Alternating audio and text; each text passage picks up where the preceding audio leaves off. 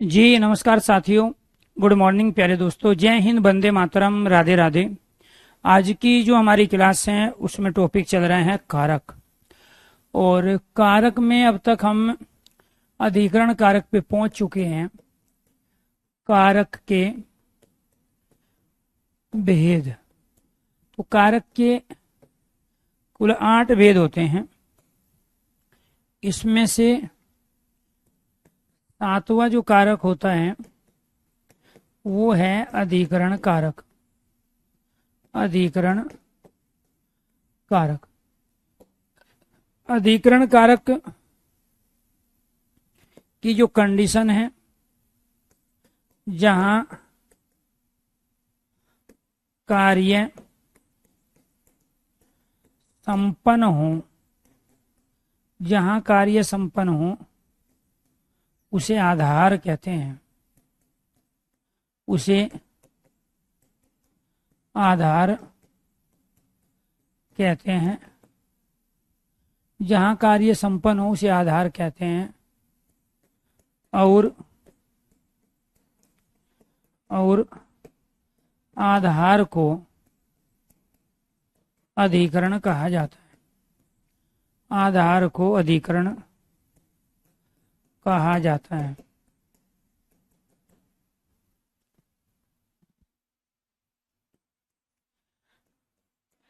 अधिकरण दो प्रकार का होता है। एक है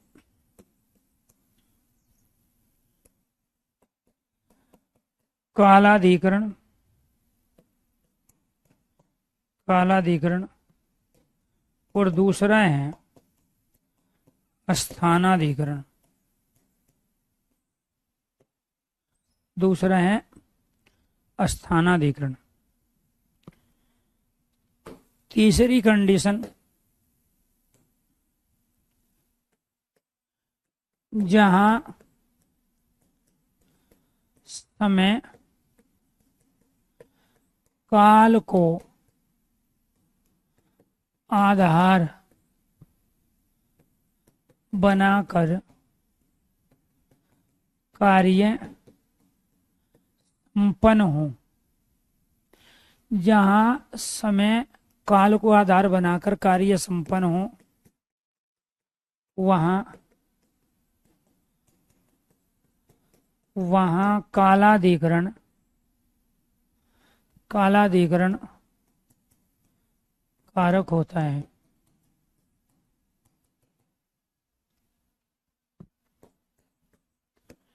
जहां स्थान, जगह अर्थात प्लेस, जगह को आधार बनाकर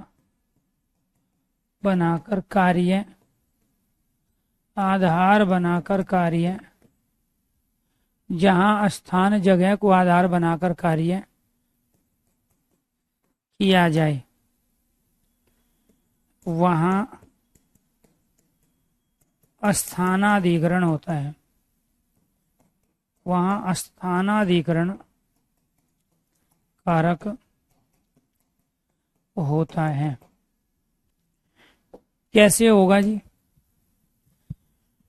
तो क्या कंडीशन है ये हमारी और कैसे हम इंप्लीमेंट करेंगे इन सेंटेंसों पर? जैसे राम ने रावण को राम ने रावण को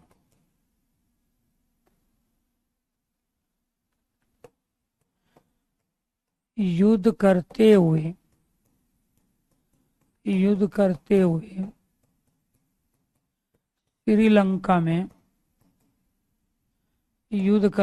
श्रीलंका में मारा था। इसमें पूछ रहा है कौन सा कारक होगा। ठीक है। मोहन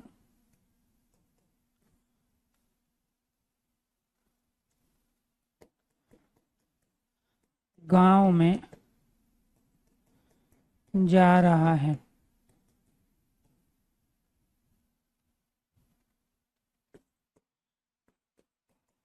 आप रजिस्टर पर लिख रहे हो।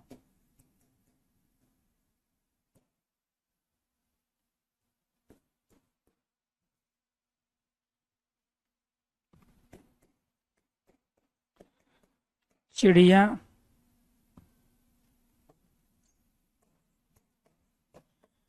पेड़ पे बैठी है या पेड़ पर बैठी है।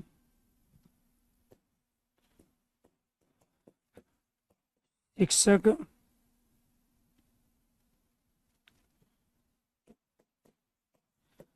जमीन पर खड़े होकर पढ़ा रहे थे।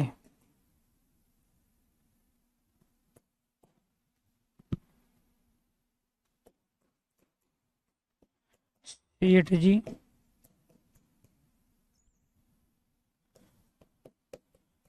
कुर्सी या चौकी पर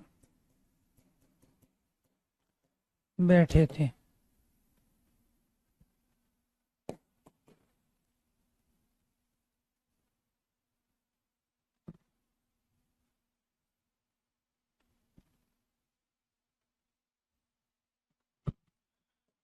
मैं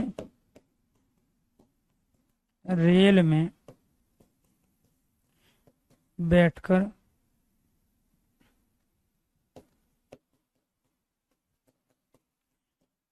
वैष्णो देवी गया था।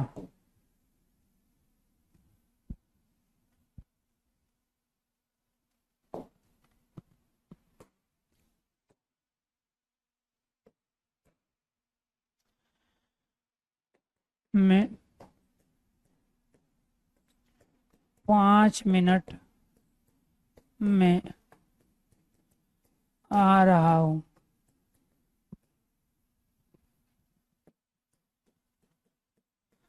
उसका प्रवासी पति सालों बाद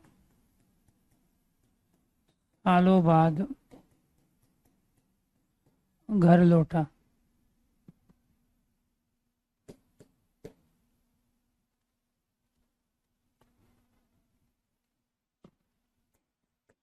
मैं अगले महीने आपका कोर्स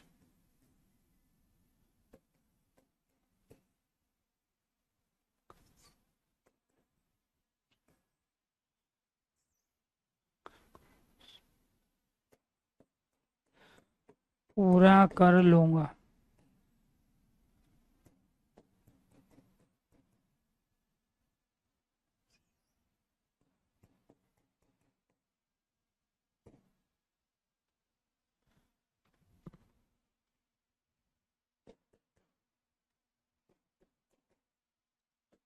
आपकी परीक्षा अगले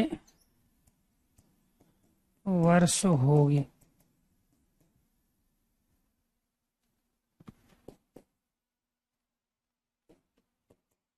आपको प्रतिदिन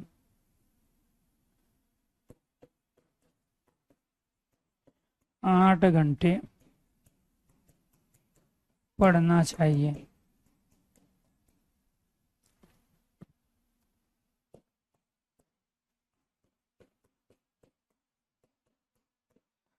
आज बारिश नहीं हो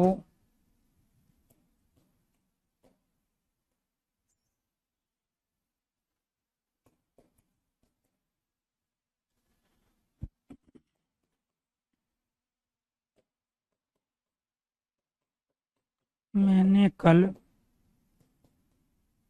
एक अद्भुत दृश्य देखा।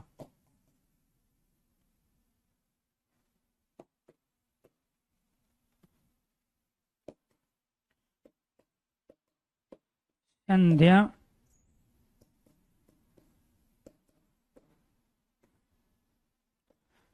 के समय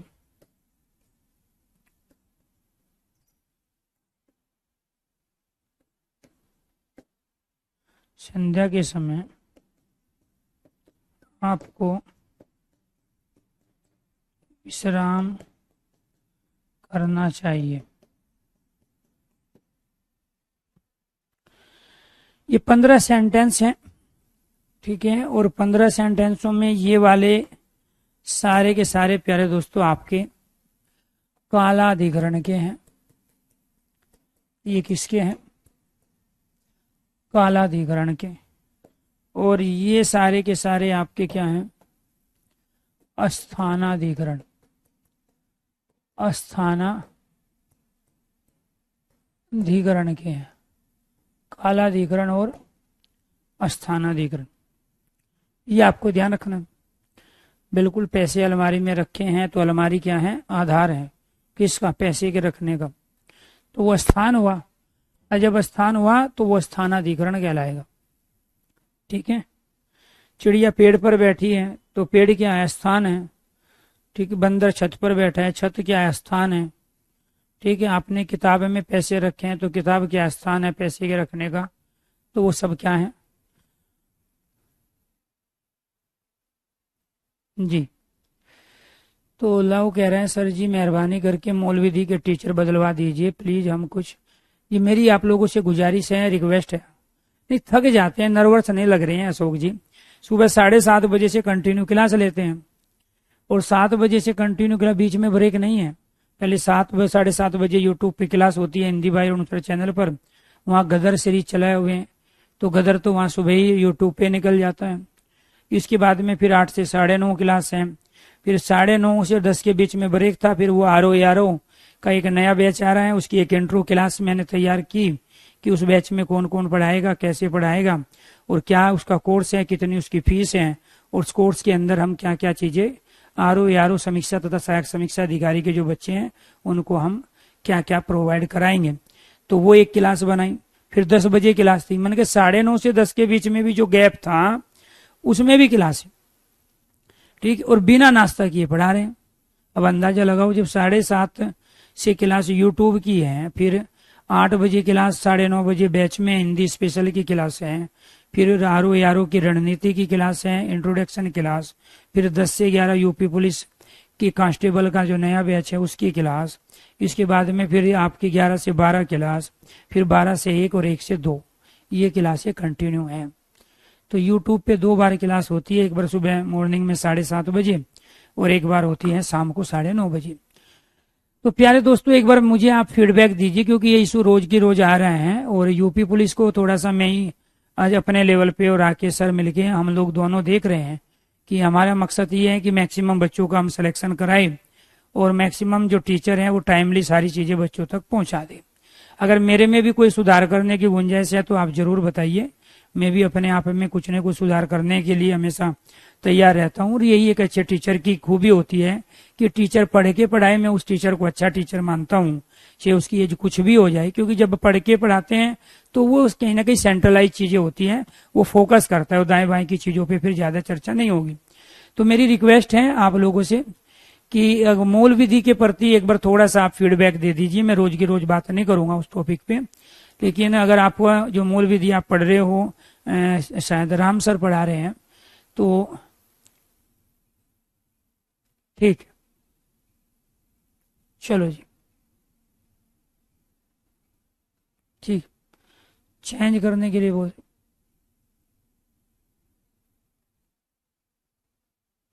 RO की 1499 फीस है। आप बैच में जाओगे ना, जैसे कैरियविल के होम पेज पे जाओगे तो वहाँ RO का आपको बैच मिलेगा। उसमें मैंने इंट्रो क्लास भी अभी ये शूट की है, वो करीब 7 से 8 मिनट की वीडियो, एक बार सुन लेना, सब कुछ उसमें बताया है।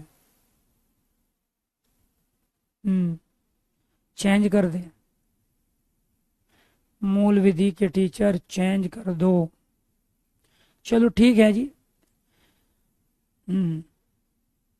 देखेंगे, एक बार मैं बात कर लेता हूँ सर से, ठीक है, और क्या प्रॉब्लम आ रही है एक बार देख लेते हैं। ठीक ठीक ठीक ठीक ठीक ठीक ठीक। चलो ठीक, मेरी कोशिश रहेगी, ठीक है। तो कोशिश करेंगे, आप टेंशन ना लो। फिर रीजन क्या है ना, मैं कुछ भी कमिटमेंट आप लोगों से करता हूँ तो फिर आप ना उसको सर माथे ले लेते हो, ठीक है। तो अगले बैच में जो मूल विधि के टीचर होंगे, हम बैच लेके आएंगे और भी, और उसमें मेरी कोशिश रहेगी कि उनसे भी आपको मैं मूल विधि पढ़वा दूँ, ठीक है।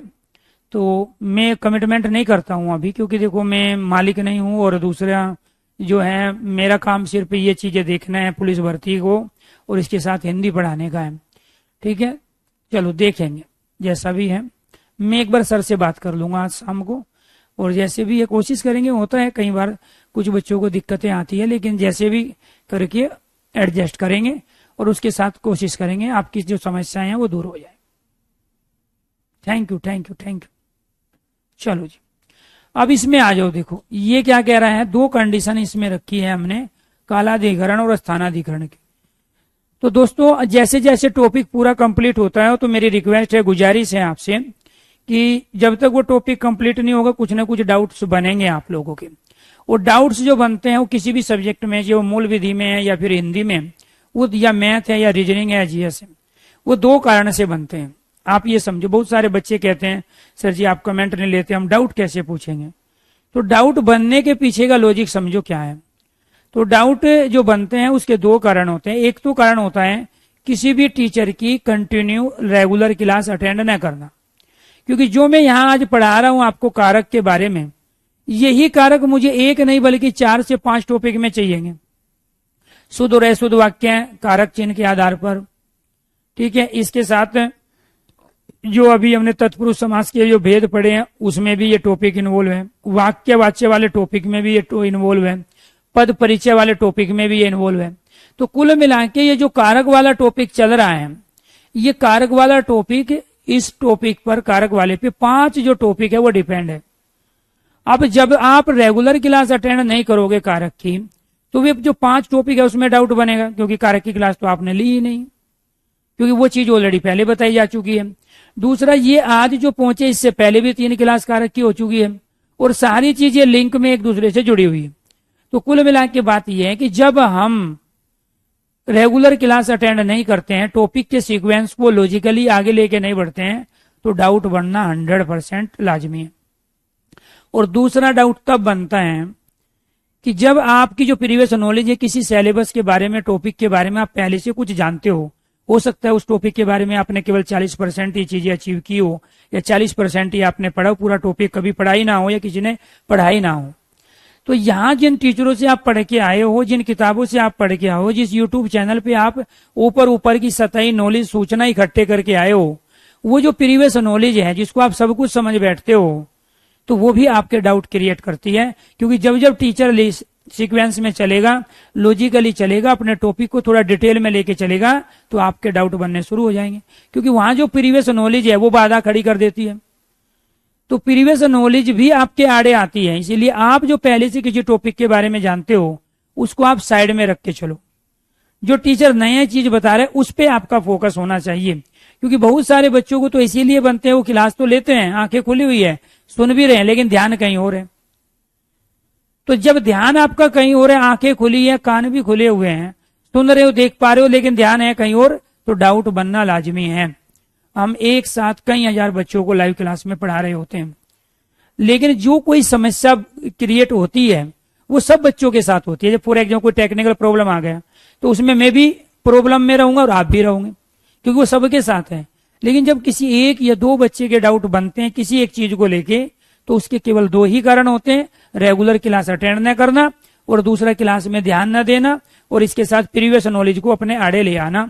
तो तब आपके डाउट बनते। अदरवाइज मैं अपनी गारंटी लेता हूं, जब जब मेरा टॉपिक कंप्लीट होगा तब तब आपके सामने कोई डाउट होगा ही नहीं, क्योंकि जितने डाउट्स बनेंगे वो टॉपिक के स्टार्टिंग में बनेंगे, और जैसे टॉपिक कंप्लीट सारे डाउट भी कंप्लीट। लेकिन मेरा कहना यह था कि आप इन सब चीजों को यहाँ पे अचीव करने के बाद में आप इम्प्लीमेंट करो।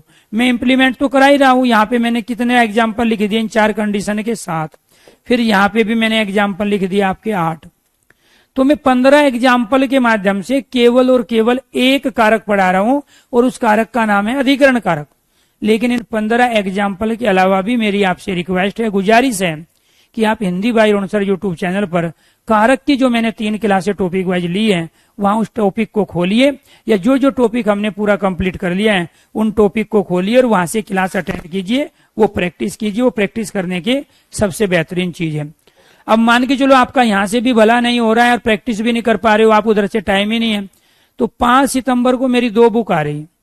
एक ये क्लास नोट्स वाली है जो मैं यहाँ लिखता हूं, और दूसरी है हर टॉपिक के 200-200 क्वेश्चन है और उसमें विद सॉल्यूशन और आंसर की के साथ हैं। दोनों बुक 5 सितंबर शिक्षक दिवस के अवसर पर मैं लॉन्च कर रहा हूं। ठीक है, तो फिर आपको उन पे डिपेंड रहना पड़ेगा। तो यहाँ पे देखो क्या कंडीशन है हमारी। कारक के 8 भेद हैं। पहला है अधिकरण कारक, और अधिकरण कारक में जहां कार्य संपन्न हो उसे आधार कहते हैं। मैं इस व्हाइट बोर्ड पर ये लिख रहा हूं तो ये व्हाइट बोर्ड मेरा आधार है और इसी आधार को अधिकरण कहते हैं। आप रजिस्टर पे लिख रहे हो, रजिस्टर आधार है। मैं पोडियम पे खड़े होकर पढ़ा रहा हूं तो पोडियम मेरा आधार है। आप कुर्सी पे बैठे हो तो कुर्सी आपका आधार है। आप बेड पे लेट के पढ़ रहे हो तो बेड पे लेट के जो आप पढ़ रहे हो तो बेड आपका आधार है। अधिकरण के 2 प्रकार होते हैं। एक होते हैं कालाधिकरण। काल कहते हैं समय को, काल कहते हैं समय को। तो हम समय का आधार लेके काम करते हैं, या फिर हम जगह का आधार लेके काम करते हैं। जगह का मतलब प्लेस। तो जब हम किसी प्लेस पर कोई कार्य कर रहे हो तो वो प्लेस भी आपका आधार अधिकरण है, और जो समय है वो भी आपका आधार और अधिकरण है। तो यहाँ पर आपको ध्यान रखना है, जहां समय काल को आधार बनाकर कार्य किया जाए वो कहलाता है आपका कालाधिकरण। तो जब समय को आधार बनाओगे तो कालाधिकरण कहलाएगा, और जब आप स्थान को आधार बनाओगे तो वो स्थानाधिकरण कहलाएगा। ये आपके यहाँ पे क्वेश्चंस हैं अर्थात सेंटेंस हैं, ये जो पूछे जाएंगे आपके पेपर में, इसी के आधार पे आपको यहाँ आंसर देना है।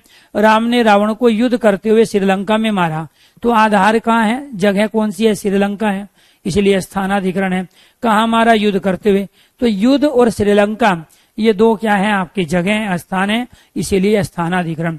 मोहन गांव में जा रहा है तो यहाँ गांव क्या है, स्थान है जहाँ पे क्रिया हो रही है जाने की। आप रजिस्टर पर लिखते हो, रजिस्टर है। यहाँ पेड़ आपका आधार है, यहाँ जमीन आधार है। यहाँ सेठ जी कुर्सी और चौकी पे बैठे हैं, और यहाँ मैं रेल में बैठ के जा रहा हूँ। तो एक तो ये जो रेल है, कुर्सी, चौकी है, जमीन, पेड़, रजिस्टर, गांव, युद्ध और श्रीलंका है, ये आपके आधार है, जगह है, स्थान है, इसीलिए ये स्थानाधिकरण कहलाते हैं। और दूसरी चीज आपको ध्यान रखना है प्यारे दोस्तों, यहाँ पे में का प्रयोग हुआ, इसमें भी में है, इसमें पर है, इस पे है। तो में, पे और पर का प्रयोग अधिकरण कारक में होता है। ठीक है,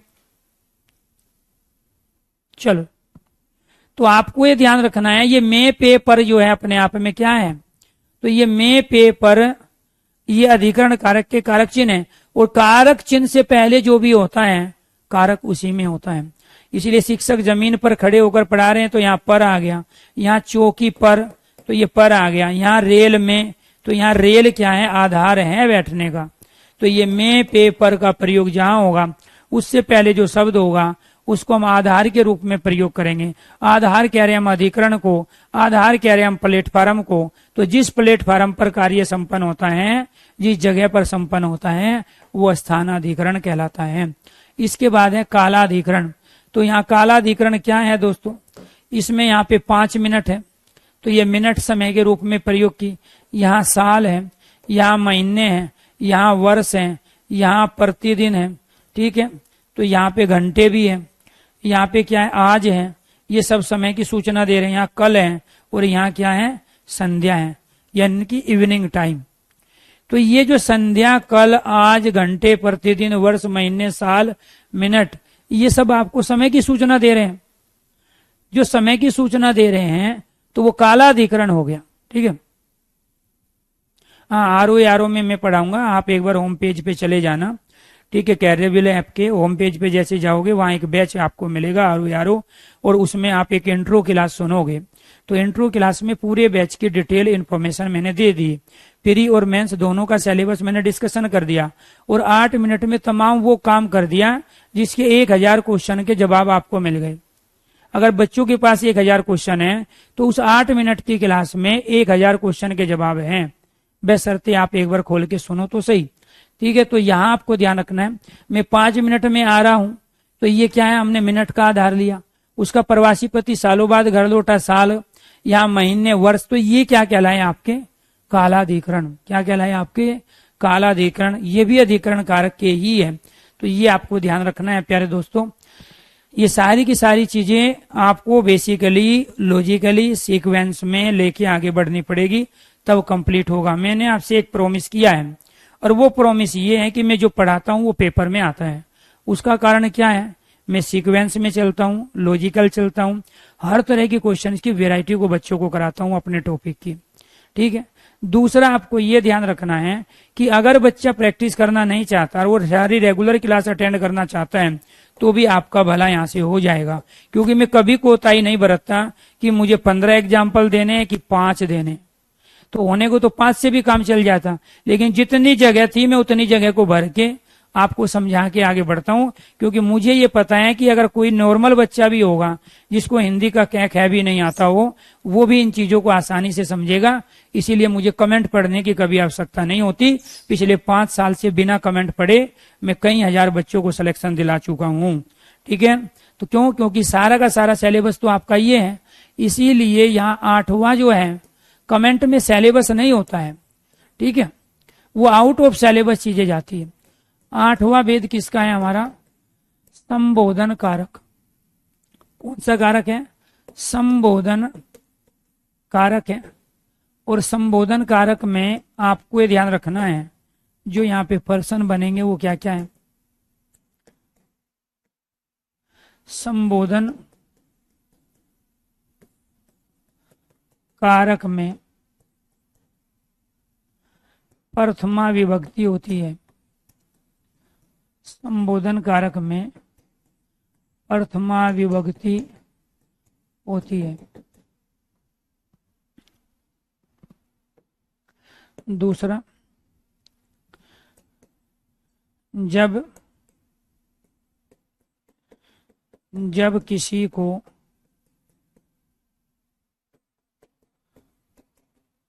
बुलाया जाए, जब किसी को बुलाया जाए, पुकारा जाए, जब किसी को बुलाया जाए पुकारा जाए, स्मरण किया जाए, इसमें मतलब याद किया जाए, स्मरण किया जाए, स्तुति हो, प्रार्थना की जाए, तो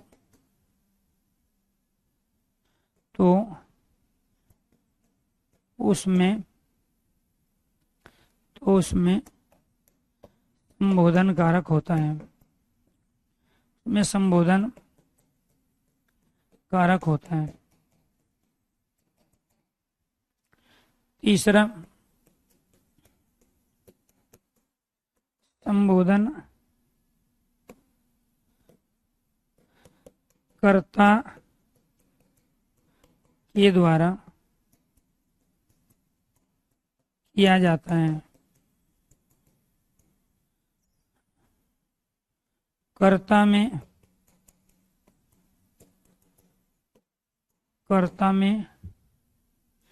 प्रथम विभक्ति होती है, प्रथम नहीं होती, प्रथमा विभक्ति होती है।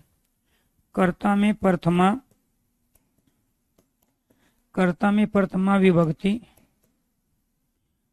विभक्ति होती है।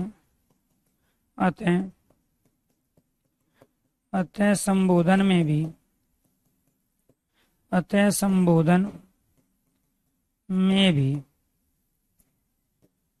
प्रथमा विभक्ति,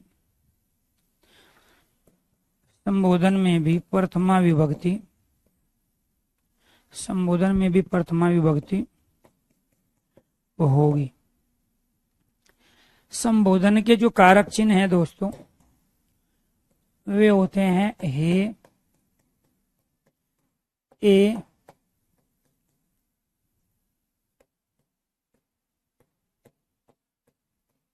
अरे, हेलो। ये हे, ए, अरे और हेलो, ये क्या है सब? ये संबोधन कारक है। अजी है, शाबाश है, सब संबोधन कारक। इसमें संबोधन कारक की सबसे बड़ी पहचान है कि इसमें संबोधन चिन्ह विषम्य बोधक चिन्ह का हम प्रयोग करते हैं। फोर्थ कंडीशन, संबोधन कारक में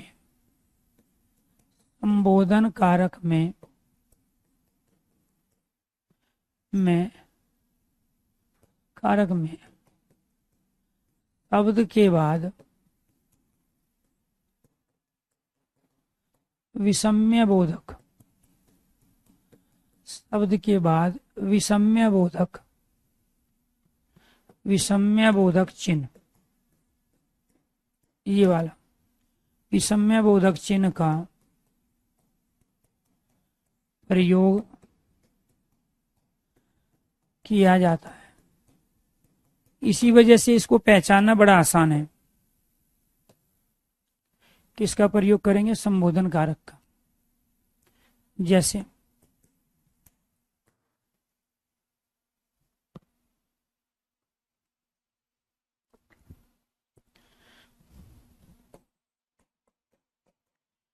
हे राम, मैं पास हो जाऊं।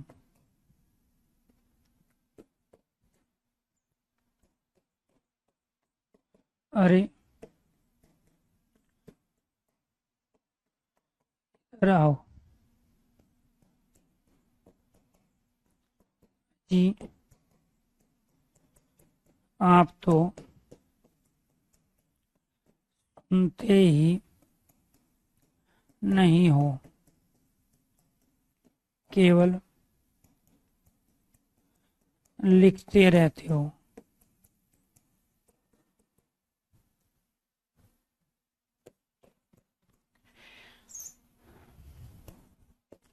हे छात्रों,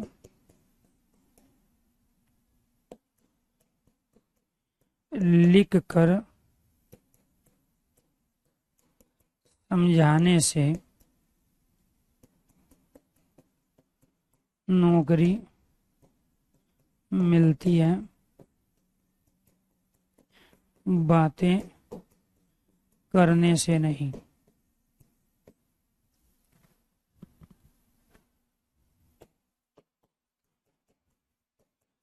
शाबाश, आपने तो कमाल कर दिया। ये सारे के सारे क्या हैं? संबोधन कारक। आपके लिए सबसे बेस्ट पहचान इसकी यही है कि इसको हम विषम्य बोधक चिन्ह, इसको संबोधन बोधक चिन्ह भी कहते हैं। दो नाम है इसके, विषम्य बोधक चिन्ह और संबोधन बोधक चिन्ह। जब एक इस खड़ी पाई के साथ में नीचे बिंदी लगाते हैं तो ये विषम्य बोधक चिन्ह कहलाता है। क्यों? क्योंकि आश्चर्य को, हर्ष को, शोक को, ग्लानि को, घृणा को प्रकट करता है, स्वीकृति को प्रकट करता है। जो हमारे मनोविकार, मनोभाव होते हैं, उनको बताने के लिए हम इस विषम्य बोधक चिन्ह का प्रयोग करते हैं। क्लियर? तो ये जो संबोधन चिन्ह है, विषम्य बोधक चिन्ह है, इस वाले सेंटेंस सारे के सारे, तो ये सेंटेंस आपको एक जगह काम नहीं आएंगे। एक होता है विषम्य बोधक वाक्य है, तो ये सारे के सारे विषम्य बोधक वाक्य, अर्थ के आधार पे वाक्य के जो 8 भेद होते हैं। एक होता है विषम्य बोधक अव्यय, तो ये सारे के सारे विषम्य बोधक अव्यय हैं यहाँ पे, क्योंकि किसी लिंग वचन काल कारक में बदलेंगे नहीं। शाबाश का शाबाश से शाबाशी नहीं बना सकते हो आप। और यही सारे के सारे कारक के भी उदाहरण है। तो एक पंथ 3 काज, तो ये संबोधन कारक के भी उदाहरण है। ये अर्थ के आधार पर विषम्य बोधक अव्यय के भी उदाहरण है, विषम्य बोधक वाक्य के भी उदाहरण है। और ये जो 4 प्रकार के जो अविकारी अव्यय शब्द होते हैं, उनमें से एक होता है विषम्य बोधक अव्यय, ये उसके भी उदाहरण हैं। तो ये थे आपके कारक 8 प्रकार के जो आपने पढ़ लिए हैं। एक तो आपसे प्रश्न ये पूछेगा कि इसमें कौन सी विभक्ति है, विभक्ति कौन सी है, मैंने आपको बता दिया। इसमें प्रथमा है, क्यों है? क्योंकि कारक तो 8 होते हैं, इसमें 8वीं विभक्ति क्यों नहीं है? क्योंकि कर्ता के द्वारा संबोधन होता है, और जब कर्ता के द्वारा संबोधन होगा तो कर्ता में प्रथमा विभक्ति होगी, तो संबोधन की विभक्ति भी प्रथमा रहेगी। संबोधन किसे कहते हैं? जब किसी को बुलाते हैं, अरे इधर आओ, ओ बाहर जाओ, तो ये क्या है? अजी आप कोई बुला रहे हैं। तो ये सब जब हम किसी को बुलाते हैं, किसी को पुकारते हैं, किसी की स्तुति करते हैं, स्तुति किसकी की जाती है? देवी देवताओं की, ठीक है। आरती करते हैं, किसी का भजन करते हैं, तो वो सब क्या कहलाते हैं? संबोधन के अंतर्गत आते हैं। तो हे, ए, अरे, हेलो, अजी, ये सब क्या कहलाते हैं? संबोधन के कारक चिन्ह प्रसर्ग कहलाते हैं। प्रथमा विभक्ति होती है, और वो प्रथमा विभक्ति इसलिए क्योंकि संबोधन बिना कर्ता के हो नहीं सकता। जब कर्ता में विभक्ति प्रथमा है तो संबोधन की विभक्ति प्रथमा हो जाती है। दूसरा, ये यहाँ सेंटेंस देके पूछेगा, वो भी आपके सामने हमने चीजों को रख दिया है। प्यारे दोस्तों, आपको ध्यान रखना है, ये जरूरी नहीं है कि किसी एक सेंटेंस में एक ही कारक हो। एक ही सेंटेंस में बहुत सारे कारक या सारे कारक एक साथ आ सकते हैं। कैसे आएंगे वो देखो। राम ने रावण को सीता के लिए, राम ने रावण को सीता के लिए लक्ष्मण की सहायता से, लक्ष्मण की सहायता से, लक्ष्मण की सहायता से अयोध्या से जाकर युद्ध करते हुए श्रीलंका में बाण से मारा था। अब आपसे पूछ रहे हैं कि इसमें बताइए कौन सा कारक है। इतना लंबा चौड़ा आपको सेंटेंस दे दिया। आपसे पूछ रहे हैं कि कारक बताइए, कर्ता, कर्म, करण, संप्रदान, अपदान, संबंध, अधिकरण और संबोधन। और इसमें मैं एक चीज और जोड़ देता हूं जो यहाँ मैंने छोड़ दी, वो जोड़ देता हूं यहाँ, हे छात्रों या हे बच्चों, ये लो जी, वो मैंने यहाँ पे रख दी, ठीक है। अब इसमें पूछ रहे हैं कि कारक बताओ, और ऑप्शंस हैं आपके 8, जो 8 कारक हैं वही आपके 8 ऑप्शंस हैं। और जो भी इसका राइट आंसर देगा उसको मिलेंगे 500 रुपया। 500 रुपया का प्रश्न है, आपसे पूछा जा रहा है। आपके पास 8 ऑप्शंस हैं, तो जो 8वां है उसके लिए 8 टाइप करो। जो पहला है पहला, जो दूसरे नंबर पे पड़ा है दूसरा। तो आपको ध्यान रखना, पहला आपका कर्ता है, कर्ता ने कर्म को करण से के द्वारा, संप्रदान के लिए अपदान से अलग होना, संबंध का के की रेरारी, अधिकरण में पेपर, संबोधन है वो अरे। तो आपसे ये पूछ रहे हैं कि ये जो सेंटेंस है ये किस कारक से संबंधित है। और 8 ऑप्शन है आपके पास 1 से लेके 8 तक। 8वां ऑप्शन आपका संबोधन कारक का है और पहला ऑप्शन आपका कर्ता कारक का है। तो आपसे पूछा गया ये किससे संबंधित है। तो कोई कह रहा है ऑल सभी, कोई 8 है, सभी कारक है इसमें, कोई कर्ता कारक कह रहा है। चलो वेरी गुड। तो प्यारे दोस्तों, इसका जो राइट आंसर है वो है यहाँ पे करण कारक। क्या है ये सेंटेंस? करण कारक से संबंधित है पूरा का पूरा। और करण कारक के लिए आपको क्या टाइप करना है? 3। कर्ता ने कर्म को करण तीसरे पे आता है, और इसी के लिए 500 रुपया है। और बहुत कम बच्चे हैं जिन्होंने ये आंसर दिया है, क्योंकि मैंने आपको ये कहा कि कारक की परिभाषा ये है कि जिसका क्रिया से सीधा संबंध हो, जो क्रिया से निकट का संबंध रखता हो उसको कारक कहते हैं। और क्रिया क्या है यहाँ पे? मारा था। और इस मारा था का सीधा संबंध किससे है? बाण से। क्रिया के सबसे निकट लिखा गया इसलिए नहीं कि मारने की क्रिया में सबसे निकट संबंध बाण रख रहा है। अगर वो गदा से मारता तो गदा होता, ठीक है, अगर वो भाले से मारता तो भाला होता, मुक्के से मारता तो मुक्का होता, और चांटे से मारता तो चांटा होता। तो यहां राइट आंसर आपका बाण, करण कारक, पूरा सेंटेंस करण कारक का है। ऑप्शन 8 थे आपके। लेकिन जब आपको वो किसी पर्टिकुलर अंडरलाइन करके पूछे कि सीता में कौन सा कारक है, तब आप कहोगे संप्रदान कारक। लक्ष्मण में कौन सा कारक है, ठीक है, तो यहां लक्ष्मण को कर्ता के रूप में प्रयोग किया गया है, साधन के रूप में प्रयोग किया गया है। तो जब कर्ता साधन के रूप में आएगा तो करण कारक कहलाएगा। बिल्कुल, मारने का काम बाण से हुआ है, क्रिया से निकट संबंध बाण रखता है। क्रिया की सिद्धि में जो सहायक साधन है उनको करण कहते हैं, और कारक की परिभाषा ही यही है, जिसका क्रिया से निकट संबंध हो कारक कहलाता है। तो कारक के होने की जो सबसे ज्यादा योग्यता है इस सेंटेंस में, वो बाण में है। किसमें है? बाण में। और उसके बाद जो योग्यता है वो रावण में है। क्लियर? और उसके बाद जो योग्यता है वो राम में है। फिर सीता, लक्ष्मण और ये अयोध्या और श्रीलंका, इनकी योग्यता तो बाद में आएगी। तो यहां पर प्यारे दोस्तों आपको ध्यान रखना है, ये हे बच्चों क्या है आपका? संबोधन कारक है। इसमें क्या है? संबोधन कारक। इसमें राम में क्या है? कर्ता कारक। रावण में क्या है? कर्म कारक। सीता में क्या है? संप्रदान कारक। लक्ष्मण में क्या है? करण कारक। तुलसीदास के द्वारा रामचरितमानस लिखी गई। तो तुलसीदास वहां खुद में कर्ता और खुद में साधन, तो यहां लक्ष्मण को साधन के माध्यम के रूप में प्रयोग किया राम ने, उसको जिम्मेदारी दे दी, वे तू देख इनको। तो ये करण। अयोध्या क्या है यहां पर? अपादान। अयोध्या से जाकर अपादान कारक। युद्ध क्या है यहाँ पे? अधिकरण है, जगह है जहां कार्य संपन्न हो रहा है। श्रीलंका क्या है? यहाँ अधिकरण है। और यहाँ बाण क्या है? यहाँ करण कारक है। और ये जो मारा है ये क्या है? यहाँ ये कर्म कारक है। ये क्या है? कर्म कारक। तो ये सारे कारक थे इसमें, कर्ता, कर्म, करण, संप्रदान, अपदान, अधिकरण, ठीक है, और संबोधन। ये सारे के सारे कारक इस सेंटेंस में थे।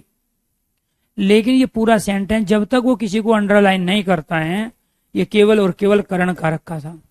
और जब वो अंडरलाइन कर रहा है कि राम में कारक बताओ, तो आप कहोगे कर्ता, रावण में बताओ आप कहोगे कर्म, सीता संप्रदान, लक्ष्मण करण कारक, अयोध्या अपदान कारक। अयोध्या से जाकर अलग होके, युद्ध वो स्थान जहाँ कार्य हो रहा है, श्रीलंका वो स्थान जहाँ कार्य संपन्न हो रहे हैं, यहाँ बाण वो साधन जिससे वो कार्य कर्म किया जा रहा है। ठीक है, तो ये आपको ध्यान रखना है। चलो जी, इसके बाद दूसरा जो प्रश्न पूछेगा यहां से वो ये पूछेगा, दशरथ के पुत्र राम ने रावण को सीता के लिए बाण से मारा। अब कह रहा है इसमें कारक के होने की सबसे ज्यादा योग्यता किसमें है? कारक के होने की सबसे कम योग्यता किसमें है? तो कारक के होने की सबसे ज्यादा योग्यता और कारक के होने की सबसे कम योग्यता। सबसे ज्यादा योग्यता उसमें होगी जिसका क्रिया से निकट संबंध है, और सबसे कम योग्यता उसमें होगी जो क्रिया के साथ डायरेक्ट इन्वॉल्व है ही नहीं।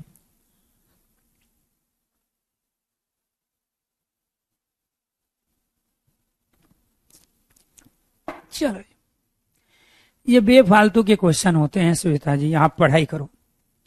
मैंने ये कहा कि कई बार बच्चों के दिमाग में ऐसे बेफालतू के क्वेश्चन जब चलते हैं ना, तो वो आपके मैच्योरिटी लेवल को नहीं बताता। मेरिट कितने पे जाएगी कैसे डिसाइड कर दे, कोई ज्योतिषी भी नहीं बता पाएगा। बेशक हम चंद्रयान को उतार दिए हों, सॉफ्ट लैंडिंग कर दिए हो, तो भी नहीं बता पाएंगे।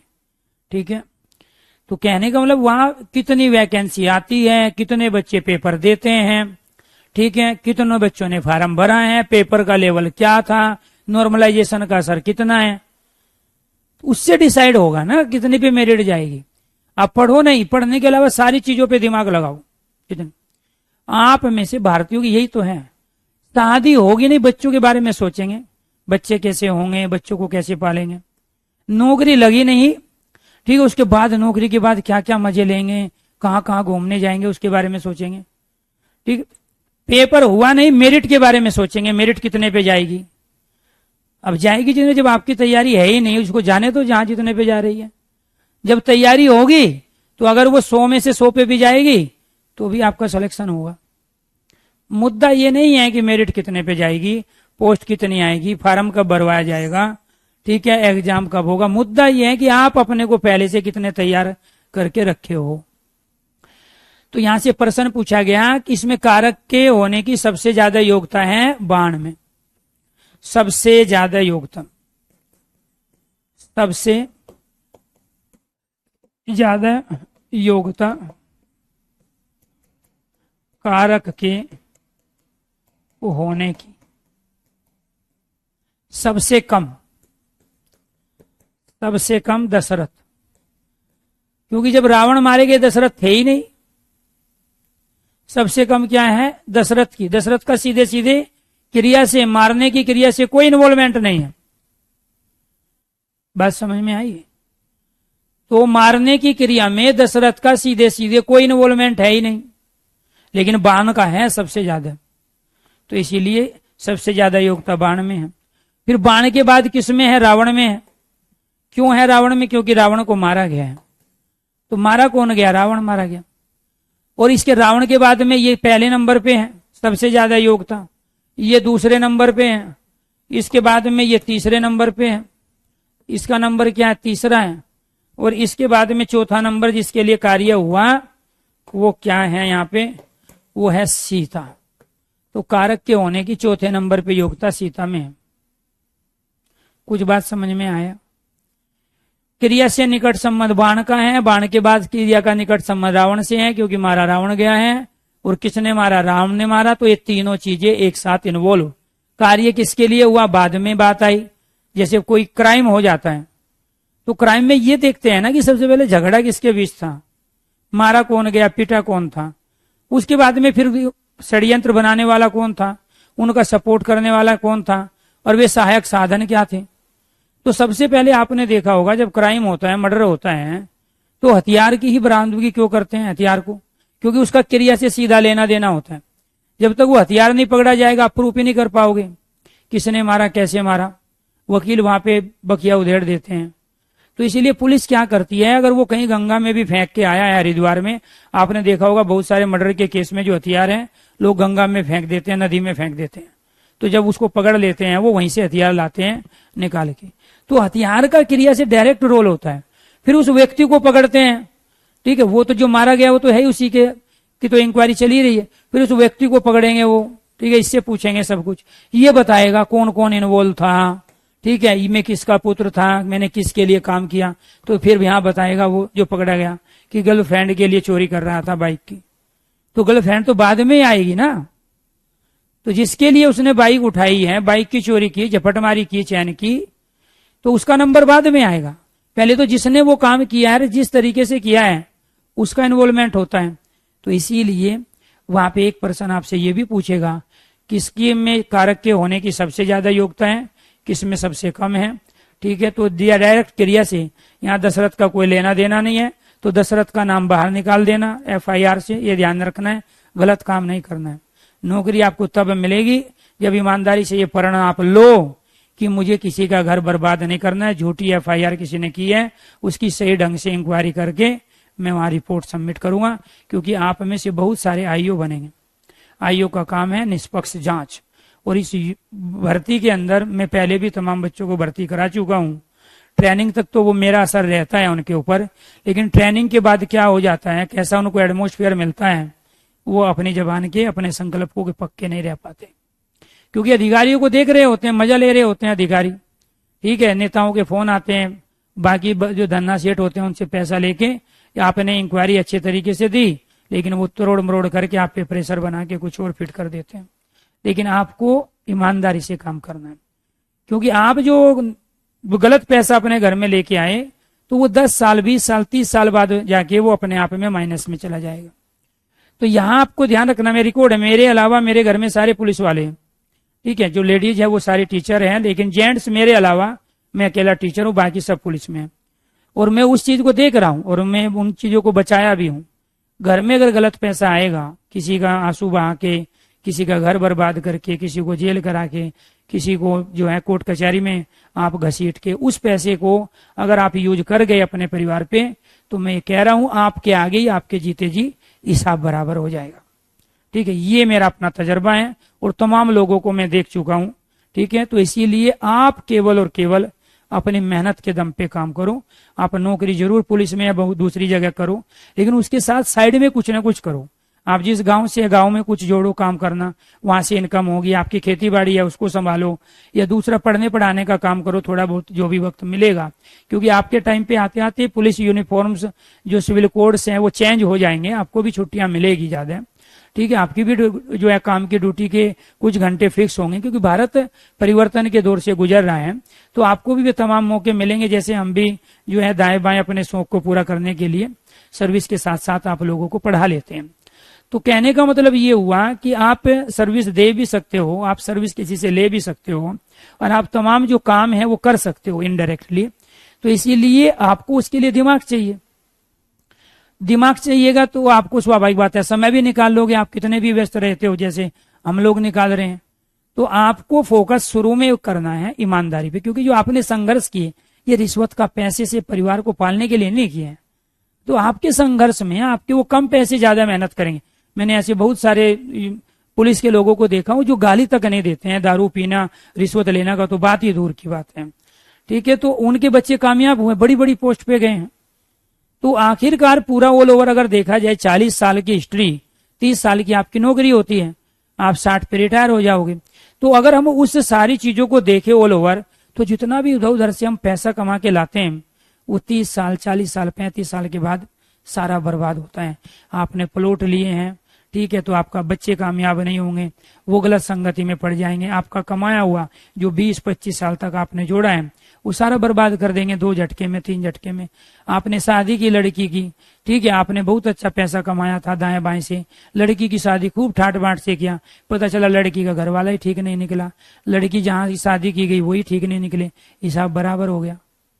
बहुत सारे ऐसे एग्जाम्पल हैं, ठीक है, समाज में आप अपने आसपास देख सकते हो। कुल मिला के मेहनत का पैसा न तो कोई छीन सकता है, अगर छीन भी गया परमात्मा दूसरे रास्ते से वो दे देता है। अगर कोई जबरदस्ती आपसे ताकतवर है और आपका कोई नुकसान कर गया, आपका पैसा लेके नहीं दिया है, आप पे किसी चीज के आपकी जो अपनी पर्सनल चीज उस पर कब्जा कर लिया है और आप नहीं छुड़वा पा रहे हो उससे, तो आपको वहां बहस करने, लड़ाई करने, डंडा बजाने की आपको आवश्यकता नहीं है। परमात्मा दूसरे रास्ते से दे देता है। और ये मैं सब अनुभव के आधार पे ही सारी चीजें मैं बता रहा हूँ। बशर्ते अगर हम पेशेंस रखने वाले हैं, बशर्ते अपने समय की हम बारी का इंतजार करने वाले हैं, बशर्ते अगर हम मेहनत करने वाले ईमानदार लोग हैं, तो आपको किसी भी तरह की कोई कमी लाइफ में नहीं रहेगी। तो सभी दोस्तों को नमस्कार, धन्यवाद। आज के लिए इतना ही। ये कारक वाला टॉपिक हमारा कंप्लीट हो गया। तो इसको आपको ये ध्यान रखना है कि किसी भी एक सेंटेंस में सारे के सारे कारक भी हो सकते हैं, ये आपको ध्यान रखना। लेकिन क्रिया से जिसका निकट संबंध होगा, कारक में प्रधानता पहले उसी की होती है, उसके बाद फिर दूसरे कारक माने जाते हैं। तो सभी दोस्तों को नमस्कार, धन्यवाद। तो फिर आगे हम नेक्स्ट टॉपिक लेंगे नेक्स्ट क्लास में, और यूट्यूब के आपके सेशन रहेंगे कंटिन्यू।